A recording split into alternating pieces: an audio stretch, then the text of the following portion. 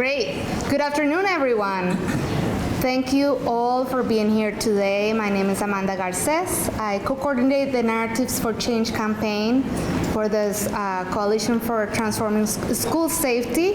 And we have been working around bullying and harassment for the past 5 years, but combined, I would say, as organizations, we have been working on this issue for decades.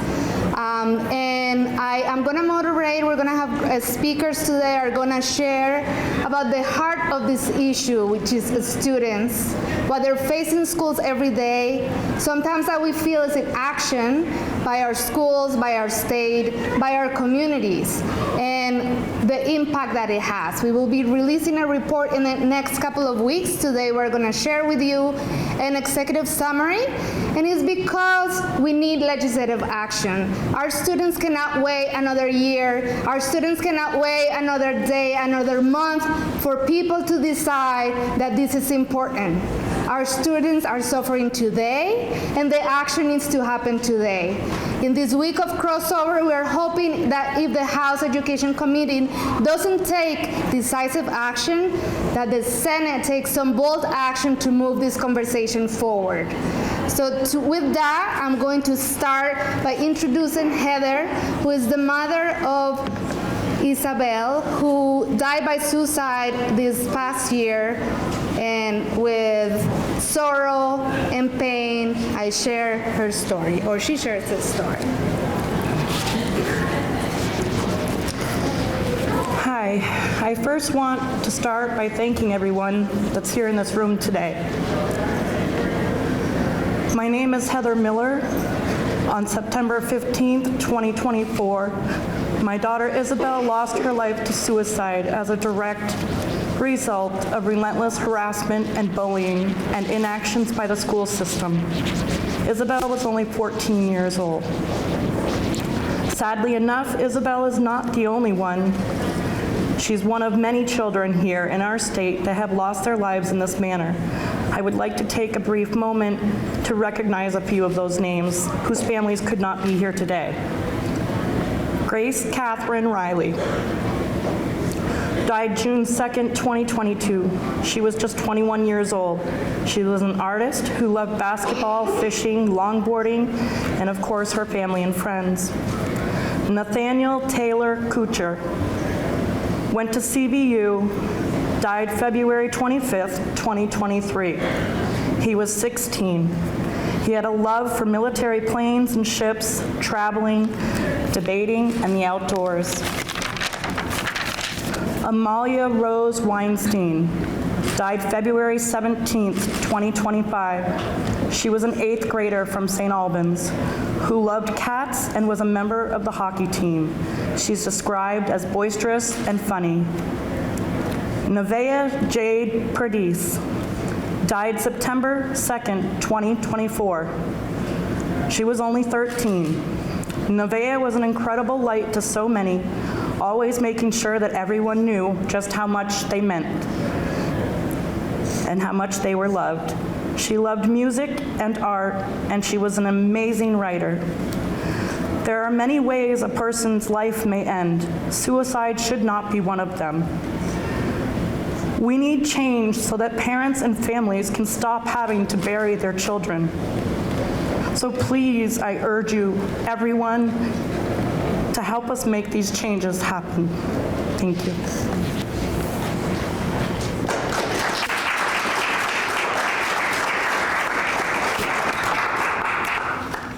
With that, I want to invite Vic Hartman, the Executive Director of the Human Rights Commission, to share a little bit about the work and what we need to put forward.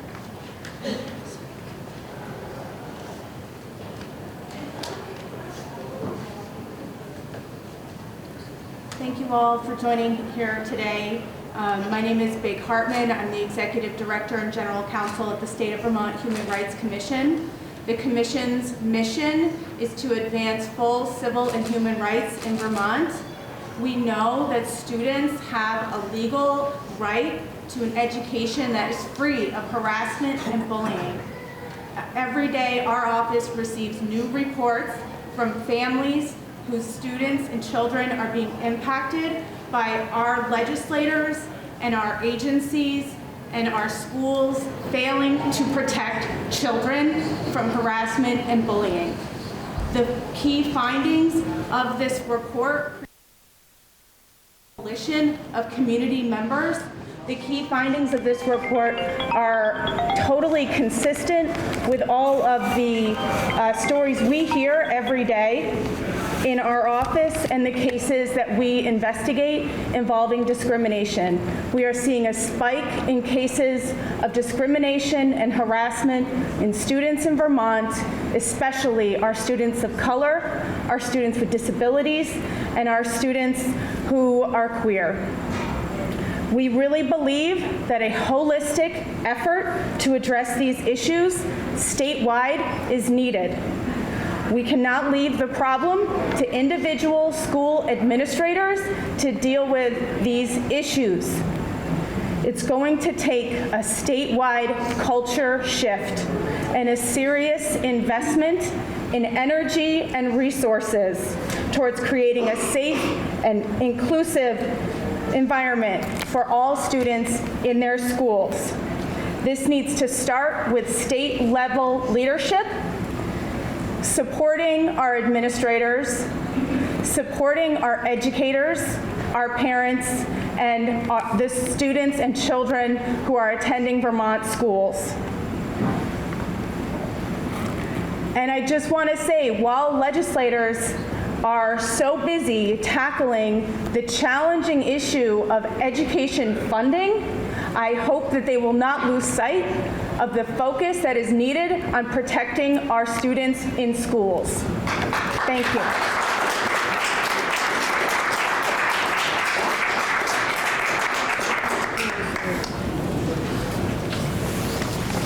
I'm gonna introduce you to Amy, who is speaking on behalf of Tracy, a parent who couldn't be here today. Hi everyone, my name is Amy and I am the policy director with Voices for Vermont's Children, but I'm here to represent a parent's voice. The impact that bullying and harassment has on a student does not end when they graduate from high school or leave the school environment. My daughter was unable to complete her last year and a half of high school due to the trauma she experienced and the anxiety it triggered when she tried to return to school. The lack of holding those responsible accountable for their actions actually caused her further harm. It is hard to say, but this harm may have been more egregious than the initial acts of racism because it was perpetuated by adults failing to act, failing to protect her, and failing to believe her. My daughter did try to reintegrate into school settings, but attempted suicide after her first day back. Although she was able to receive her diploma through the high school completion program last year, the effects of her experiences are still present today. She struggles to go out into the community for fear she may run into the students from her school, and her transition into adulthood has been significantly delayed.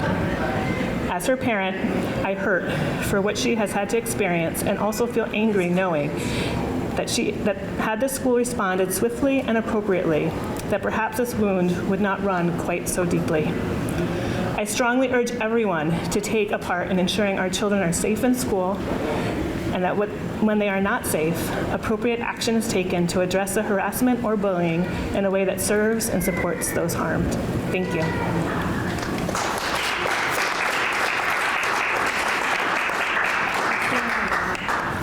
I would like to invite Dana, the Executive Director for Outright Vermont. Thank you.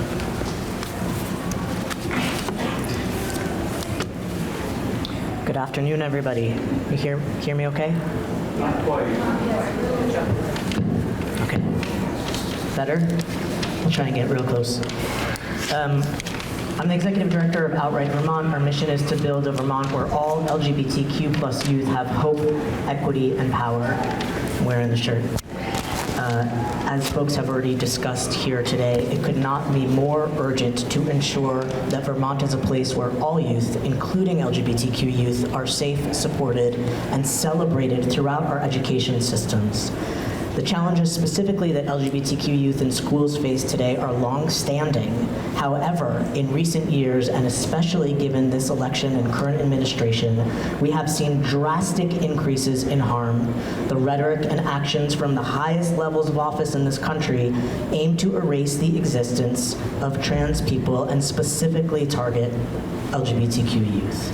It sent a signal that youth are fair game for bullying and harassment with no consequences. These are direct threats to young people in this state, and it defies the values that we hold near and dear as Vermonters. We have a long history of taking care of each other here.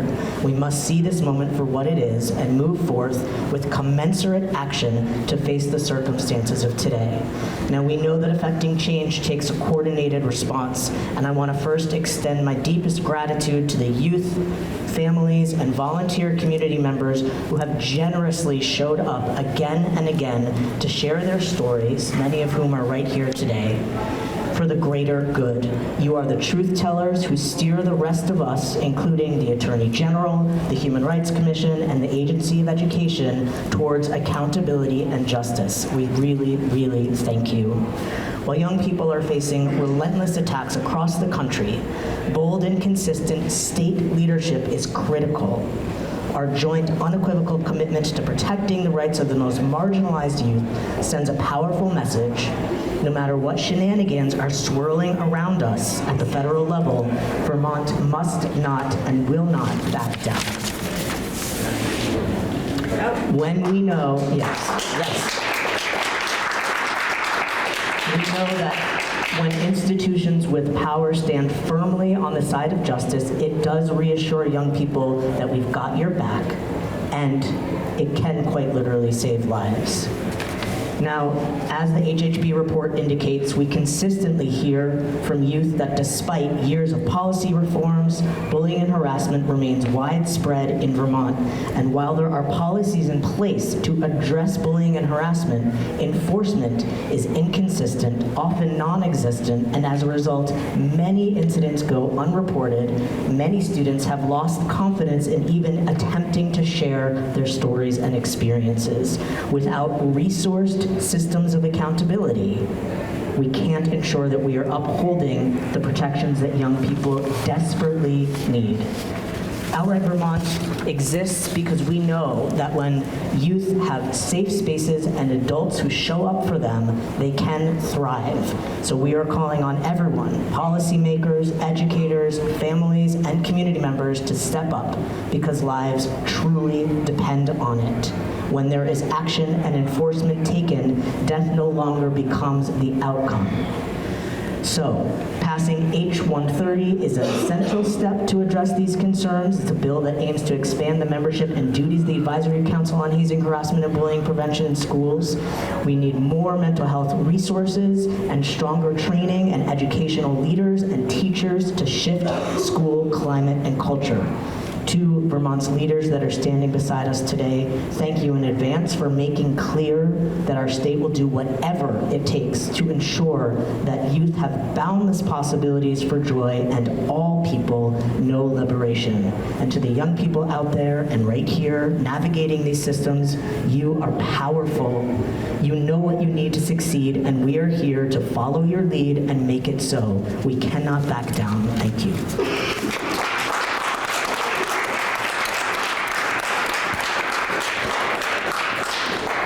I want to introduce you to the siblings of Isabel.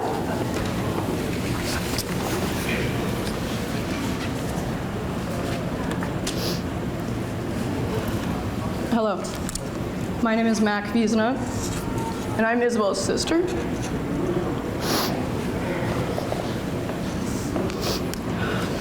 Sorry. I'm here today because Isabel can't be. I'm here today because my little sister is dead. Even though she did everything right. She watched our system consistently and reliably fail her and her family her entire life, and still naively believed that there was hope. She followed the rules. She ignored the torment the best she could. She was the bigger person. And she implored mental health and administrative professionals for help whenever she could. She followed your outdated rules, your unenforced protocols and policies. She checked the boxes you told her she had to. She did the work. And she believed in your broken system because she had to. Isabel was not stupid, and she knew she had no other choice but to follow your legally outlined path to failure. I'd love to tell you all about my baby sister's character, but I'm afraid it makes no difference here today. She was the best, and I know that. For those of you who will never get to meet Isabel, please let me share this with you quickly. While our beloved girl was experiencing housing displacement at a young age, she was also enrolling in her school's 3rd grade student council program to advocate for LGBTQ+ students and voices. At just 8 years old, when she saw bullying in my own high school life, she intervened. She did the right thing and checked the boxes to contact trusted adults to save my life. While watching my transition to college, she turned her energy into a voice against bullying that occurred there also. She returned later to my college to raise money for families in Ukraine and helped brainstorming in my efforts to organize a walkout for sexual assault and bullying. She was regularly advocating for students to receive support while actively enduring bullying herself. So believe me when I tell you, she did the work. I guess I would just like to ask our representatives here today, where were you? What work were you doing while the Human Rights Commission's chairperson position sat unoccupied? Where were you, and what was your administration doing when they failed to meet for nearly 2 years with no change to legislation or policy? Where were you, who were you holding accountable while you were forcing our children to do the work for themselves? Where were you when my little sister was doing your job? When she was in the communities advocating against her very own cause of death, of suicide? I implore you to ask yourselves this: whose children have to die for you to care enough? Your own? Because I fear that watching your neighbor's children die hasn't affected you enough to enact meaningful change. What are you going to do to prevent families from suffering like mine, the way that my brothers and my mother behind me suffered? We need you to care. You need to care before your children need you to attend their funerals too. Thank you.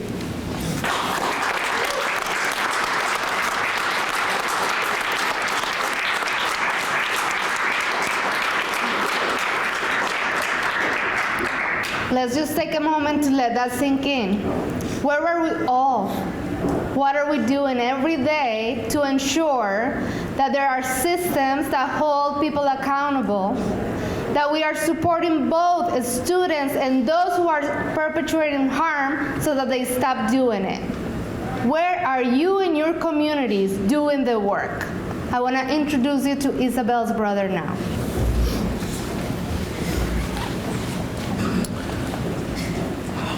Isabel was 6 years younger than me, so I was going through high school and watched her go through middle school. And I went through a fair amount of bullying myself in middle school. I feel like most kids do. And I always said to myself when she'd come home having a real rough day, like, every kid goes through this, you know, she'll get through it. Like, it's not that big of a deal. It's not that big of a deal. And I think that's the mindset that a lot of us do have, that it happens to everybody. You know, it's commonplace. And I think we just need to take it a little more seriously and get ahead of the problem, you know, before more kids go through the same thing my little sister did. Thank you.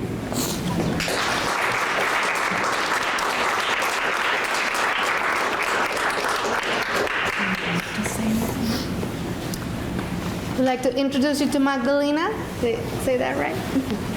Good afternoon. My name is Magdalena Short, and I'm a resident of Franklin County and a junior in high school. I am here today to share my support of the passing of Bill H-130. Within the past 3 years, I have endured the loss of 2 of my friends, losses which I believe could have been prevented if more actions were taken to put an end to bullying in schools. June 2nd, 2022, my dear friend Grace Riley's life was lost to a fentanyl overdose at just the age of 21.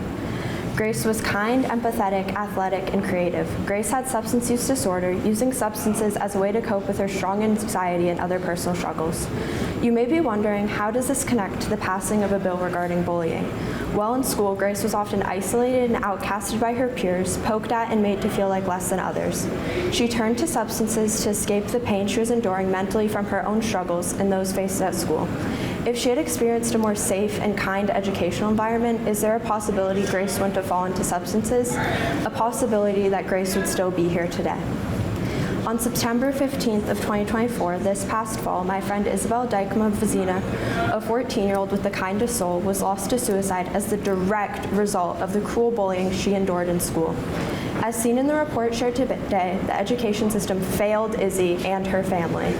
Both of these young women and everyone who loved them were failed by our systems, leaving behind a multitude of grief, trauma, and hurt. All kids deserve a safe and supportive learning environment, and H130 being passed will help start the much-needed change our schools are obligated to provide the children of Vermont.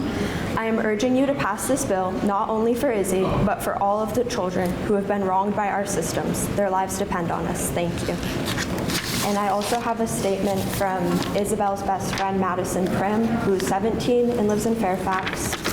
And she said, "Bullying is a widespread issue that affects individuals of all age, from children in school to adults working in Vermont. In Vermont, bullying has been a growing issue that seems to be ignored by many individuals, especially young children have taken their own lives due to the relentless and emotional and physical torment inflicted by bullying. Suicide is a growing concern in Vermont and many other places. It is crucial to recognize the role that bullying plays in many people's lives. I lost my best friend, Isabel Jean Vizina Dykma, from suicide due to the constant bullying Isabel went through between online and at school. Isabel was only 14 years old, struggling with many things in her life, but was still the most outgoing, caring, loving girl.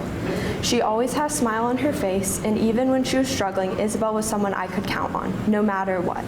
Losing Isabel has been the hardest thing I've ever had to go through. Her death affected so many. To address this crisis, I believe society must take stronger measures to prevent bullying and provide the support for those who are struggling with bullies and mental health."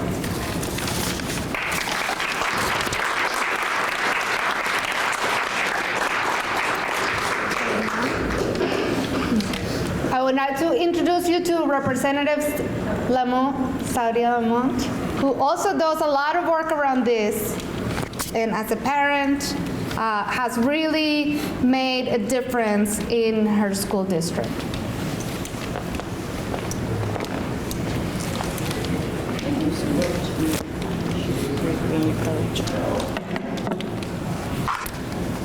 Good morning. Or good afternoon. You all just heard testimonies and stories of pain, of strength, of courage, of fear, of defeat, of hopelessness, of hope. We talk about bullying as if it's something that is not of us. The onus is on all of us to be the best humans we can be.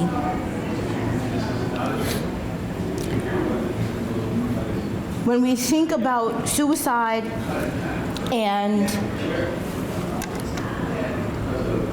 mental health, the current social climate that our youth are experiencing, this is an epidemic. One life is too many. You just heard the stories of many. What we lack in the conversation, in our systems, in our schools, in our legislature, is the severity of the pervasiveness of bullying and harassing that takes place. This is not one incident. This is not one-off. It is not about one person. It is about the continued, ongoing struggles and lack of accountability, lack of culture change, lack of systems change, lack of support for youth, parents, students, even staff and faculty, because let's not say that there are not faculty and staff who are not trying. I would be remiss if I said that. So this is not to put the blame on anyone. This is not to say that anyone has failed any of their family members. I have lost my loved ones to suicide. I have struggled my entire life with suicidal ideations, still to this day as a grown adult. It is something that plagues us as we go on. But what we can do is we can be good humans. We can make good choices. and we can support each other. We can support our children. Everyone. I want our future generations to feel safe, loved, valued, and validated.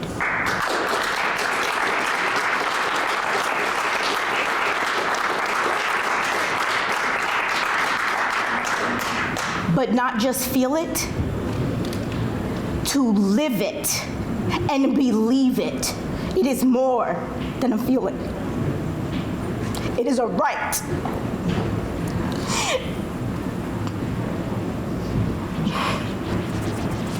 And it is up to all of us, because our children are watching. These are learned behaviors. We don't grow up like this. We're not born like this. We're taught to hate. So we lead with love. Lead by example. Be the people we want. Be the people we need. Be the people they need, so that we can have a better future.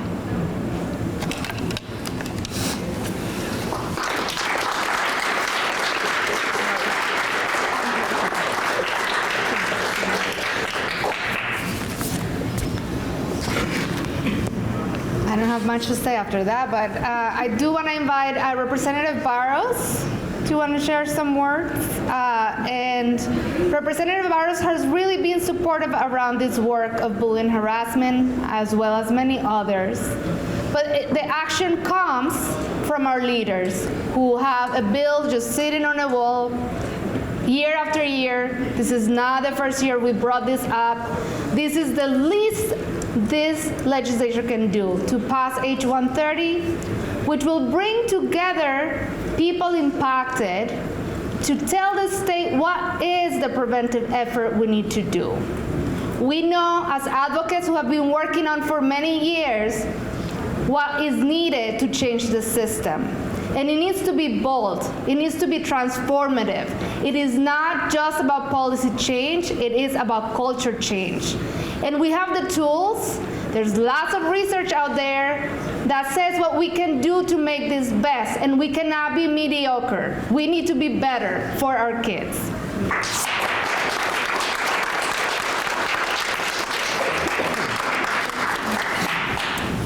Hi, can you hear me? I'm Elizabeth Burrows. Oh, thank you. Sorry, I could have done that. I don't really have too much to add, except that this is my 5th year as a legislator. Every year since I've been here, I have been really surprised by lack of real movement on behalf of, on the part of the legislature. You'll see my name on several of the bills that get put forward every year, and I'm not saying that to toot my own horn. I am saying that because there are bills put forward, meaningful, strong bills, and a lot of weak ones put forward every single year in both bodies of this legislature, and they don't move anywhere. We fight for them, we beg for them, and my daughter's, within my daughter's transgender community, we still experience, I think we're now up to 5 transgender students in the state of Vermont who have taken their own lives this school year. This is, we can say it as many places as we want to, in as many ways as we want to, but this is a desperate situation, and it's getting worse, and yet we don't seem to wonder or care about doing much about it, and it's a big black eye on our state. So we'd love to, what we're urging is to have some action taken here and to look right at this pain. And of course, as Representative Lamont said, to lead with love and acknowledge what's here. Thank you.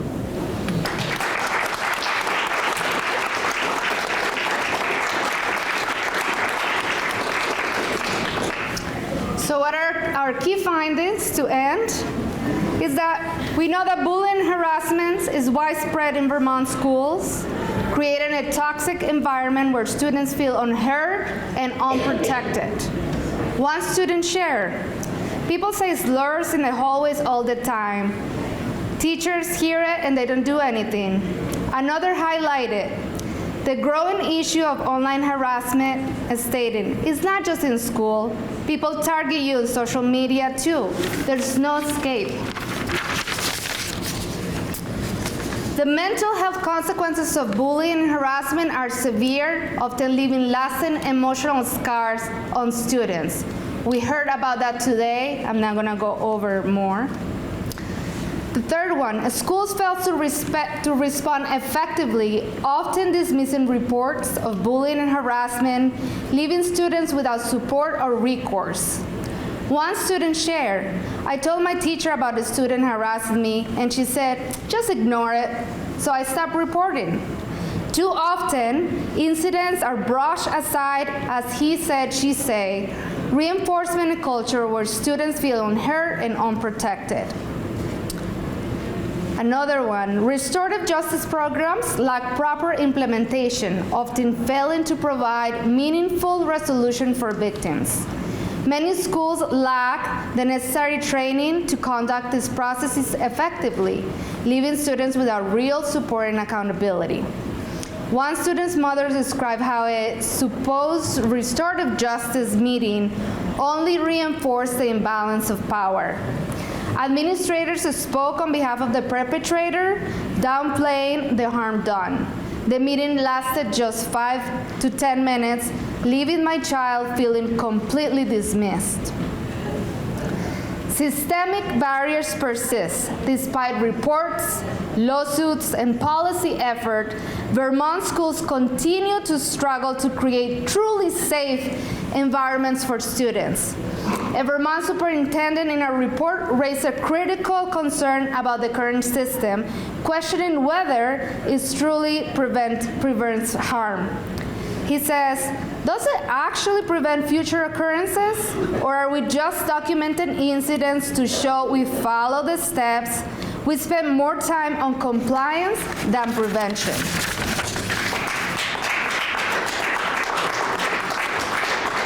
While Vermont harassment and bullying policies are intended to create urgency and accountability, the rigidity often makes schools more focused on checking boxes than on proactively preventing harm. As the superintendent bluntly put it, the process is good in that it creates a sense of urgency and seriousness, but the downside, it's rigid. It's all about compliance.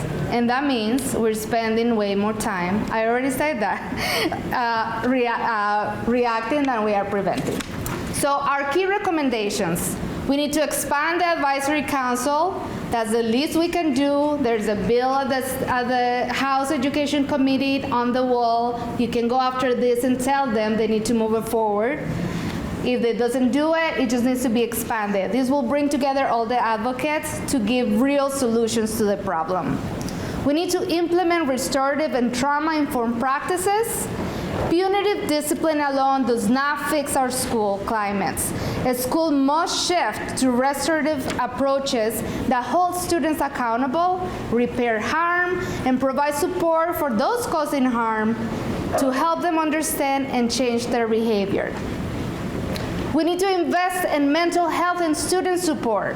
Bullying is a mental health crisis in schools, and it needs urgent investment in mental health professionals, peer support programs, and crisis intervention to protect vulnerable students. We need to strengthen educator training and school culture. A school must train all staff to recognize, address, and prevent bullying effectively. A culture shift that's with consistent, meaningful anti-bullying and anti-bias education. We need to engage our families, advocates, and communities. Real progress starts with those impacted. Vermont must center the voices of students, families, and advocates in creating solutions. Schools cannot do this alone. Prevention must be a community-wide effort. We also need to improve our data collection and transparency. Vermont must track and publish bullying data to ensure accountability and identify systemic issues. The data we're collecting right now is not enough. Expanding the HHB Council is the simplest, most urgent step Vermont lawmakers can take today. But true progress will only come when students, families, and advocates have a seat at the table to drive proactive change. The state must act now to implement restorative justice, mental health support, educator training, community engagement, and data transparency, because our students cannot wait another day. Thank you.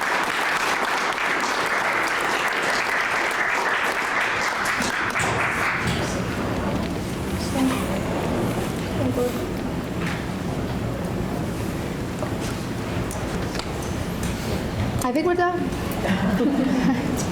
Thank you.